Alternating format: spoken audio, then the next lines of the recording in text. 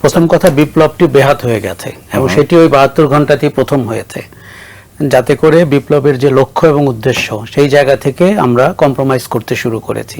আজকে 12 মাস পরে এসে আমার মনে হচ্ছে আমি এই সরকার এবং দেশের পরিস্থিতি কোনো কিছুই মানুষের আশা আকাঙ্ক্ষার পক্ষে দেখছি না। আমার প্রথমে আপনাকে বলি যে মানুষের প্রত্যাশা ছিল যে আইন শৃঙ্খলার একটা স্থিতি থাকবে, সেই জায়গাটিতে গণহারে মামলা এবং মব করে সরকার একেবারে লেজে গোবরে করে ফেলেছে। এবং আমার মাঝে মাঝে মনে হয় আজকে যদি কেউ বলে যে এই সরকারটি ফ্যাসিবাদের দোসর বা এই সরকারটি পলাতকদেরকে পুনঃস্থাপনে পুনর্বাসনে কাজ করছে, যুক্তি দিয়ে বললে আপনি তাকে খুব একটা দোষ দিতে পারবেন না। কেননা তাদের অনেক কর্মকাণ্ড ফ্যাসিবাদী শক্তি ব্যবহার করতে পারছে এই বলে যে আমরা তো বলেছিলাম আমরাই বিকল্প, এরপরে আর কেউ ভালো নাই। কাজে ওনারা যখন মব ভায়োলেন্সকে উৎসাহিত করলেন এবং কোনো কার্যকর পদক্ষেপ নিলেন না এবং কিছু non state actor as if তারাই সরকার চালান, তাদের কথাই চলে, এগুলো প্রমাণ হওয়ার পরে 2024-25 এসে মনে হলো যে এরকম একটা দেশ হতে পারে দেখে কিছু ইন্ডিভিজুয়াল এত পাওয়ারফুল হতে পারে and they are connected, they are part of the government, তারা স্টুডেন্টদের মধ্যে আছে, সরকারের মধ্যে আছে। তারপরে আমার মনে হলো যে সরকারটি কার্যত ভীষণ অথর্ব, তাদের কোনো অ্যাডমিনিস্ট্রেটিভ যোগ্যতা ছিল না। তারা এনজিও চালিয়েছেন কিন্তু দেশ চালানোর জন্য আমলাতন্ত্রকে কন্ট্রোল করলে যেভাবে চালাতে পারতেন সেটি করতে পারেননি। তাদের কমিটমেন্টেরও বড় অভাব ছিল, তারা আসলে বুঝতেই পারেননি তারা কোথা থেকে উপদেষ্টা হয়েছেন এবং কি কমিটমেন্ট নিয়ে দেশ পরিচালনা করছেন। রাজনৈতিক ম্যাচুরিটি আমি বলবো শূন্যের কোঠায়। তারা রাজনৈতিক দলগুলোর সাথে প্রপার ডায়ালগ করতে পারছেন না এবং যেইভাবে করছেন অনেক অদ্ভুত লাগছে। আপনি দেখেন লন্ডন বৈঠক যদি হয়ে থাকে তারপরে 90 দিনে আপনার অগ্রগতি কি? সরকারটি অস্বচ্ছ, যেমন অথর্ব তেমন অস্বচ্ছ। ফলে তাকে তো দায়িত্ব দেওয়া হয়েছে, সে তো মডারেটর, কিন্তু মডারেটর যদি আপনার লোভী হয়ে ওঠে এবং তার মধ্যে যদি ক্ষমতায় থেকে যাওয়ার প্রবণতা শুরু হয় তাহলে যে কাণ্ডটি ঘটে সেটি সরকারটির ভেতরে ঘটেছে। কাজে আপনি আজকে দেখে এখানে দাঁড়িয়ে দেখুন গত হাসিনার আমলে শেখ মুজিব এবং মুক্তিযুদ্ধ ছিল প্রভিডেন্ট ফান্ড, ওইটাই ছিল ব্যবসা। ওই নামে আপনি যা কিছু করতে পারতেন, আপনি বেনিফিট নিতেন, রাজনৈতিক ব্যবসায়িক যাই। জুলাই হচ্ছে এই সময়ের প্রভিডেন্ট ফান্ড, মানে জুলাইকে বিক্রি করে স্টুডেন্টরা চাঁদাবাজি করবে, সরকারটি উপদেষ্টা হিসাবে থাকবেন এবং জুলাইয়ের একটি রাজনৈতিক শক্তি গড়ে উঠবে।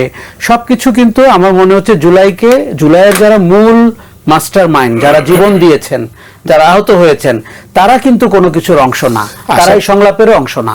আমি যদি এটা প্রশ্ন করি আপনাকে, 5 থেকে 8 ওই সময়টাতে একটা সরকার যে 8 তারিখে আমরা পেলাম, এই সরকারটির মেয়াদ কতদিন হবে এটার ব্যাপারটা কি আমরা, এটা অস্বচ্ছ থাকলো কেন?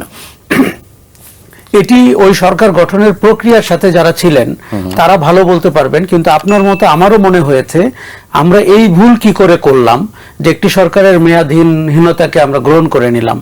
আর দ্বিতীয় হচ্ছে অভ্যুত্থানটি যাদের বিরুদ্ধে ঘটলো তার মধ্যে সেনাবাহিনীও ছিল, তার মধ্যে প্রেসিডেন্টের ভূমিকাও ছিল। আপনি কি করে সেনাবাহিনী এবং প্রেসিডেন্টের আওতায় চলে গেলেন কয়েক ঘন্টার মধ্যে এবং কিছু লোক তার নিজের পদ পদবি ঠিক করে ফেললো এবং এইভাবে একটি সরকার দাঁড়িয়ে গেল। ফলে আমরা দেখতে পেলাম যে 72 ঘন্টার মধ্যেই মানুষকে আশা আকাঙ্ক্ষার জায়গায় চরমভাবে হতাশায় ফেলে একটি সরকার শপথ নিল যার কমিটমেন্ট ঠিক নাই, যার মন্ত্রিসভার গঠন প্রক্রিয়া ঠিক নাই, তার নিজের সরকারের যে অস্তিত্ব সেটি কোত্থেকে আসলো। কিছু পলাতক বিচারপতি বলল যে এভাবে একটি সরকার গঠন করা যায় এবং আমরা সেটি মেনে নিলাম এবং চুপ্পুর অধীনে শপথ নেওয়া হলো, যে চুপ্পু গণধিকৃত মানুষের একজন। সেনাবাহিনীর প্রধানকে জবাবদিহি করতে হবে হাসিনা কি করে পালালো, তাকে পালানোর এখতিয়ার কে দিয়েছিল? আমাদের প্রধানতম গণহত্যার আসামি তো হাসিনা, সে কি করে দেশ থেকে পালালো?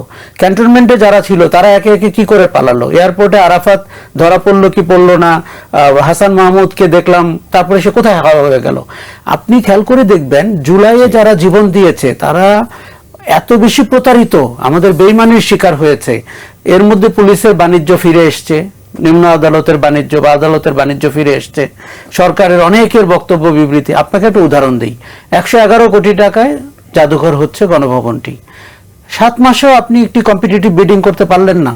আপনি সিঙ্গেল সোর্সে গেলেন, যেখানে বোঝাই যায় যে দুর্নীতি পরিষ্কার, তাও ওই জুলাই জাদুঘর নিয়ে আমি একটি উদাহরণ এই জন্য দিলাম, আমাদের সবচেয়ে বড় সাক্ষ্য তো গণভবন, সেইখানের জাদুঘরটি সিঙ্গেল সোর্সে টেন্ডারিং এ গেছে। এখন তো নাকি অনেক কাজই হচ্ছে বিনা টেন্ডারে। একদমই, এবং টিআইবির মতে এই সিঙ্গেল সোর্স মানি আপনি প্রথম সন্দেহ করবেন এর ভেতরে দুর্নীতি আছে এবং যারা দায়িত্বে আছেন তারা দুর্নীতির সাথে যুক্ত।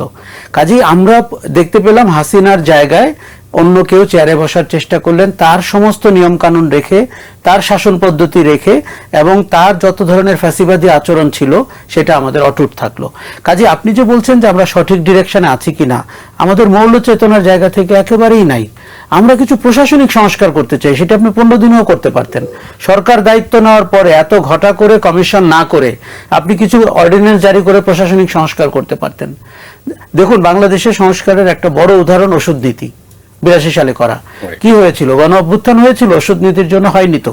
এই সরকারটির তো একটি এক্সাম্পল আপনি বলতে পারবেন না যে আমরা এই সরকারটির সময় করেছি। 11টি কমিশন করা হয়েছে। আচ্ছা, কমিশন যদি গঠন করা হয়, তার রিপোর্ট কোনো এক জায়গায় বাস্তবায়ন করতে হবে। 5টি কমিশনের লোকরা একসাথে হয়ে বলছে তাদের শ্রম ঘন্টার মর্যাদা কোথায়। এই যে আপনার শ্রম কমিশন, মিডিয়া কমিশন, তার মানে হচ্ছে এই বিষয় মিডিয়া, আপনি দেখেন 15 বছরে মিডিয়া যে নির্লজ্জ ভূমিকায় চলে গেছিল, তার কমিশনের রিপোর্ট আপনি বাস্তবায়ন করবেন না। আর 6টি কমিশনকে নিয়ে ঐক্যমত্য কমিশন হলো মূলত রাজনৈতিক বিষয়গুলোকে নিয়ে কথা বলার জন্য, সাংবিধানিক বিষয়গুলো। আমাদের অর্থনীতির বিষয়, আমাদের শিক্ষার বিষয়, আমাদের আইন শৃঙ্খলার বিষয়, এগুলো কোথায় গেল? আমি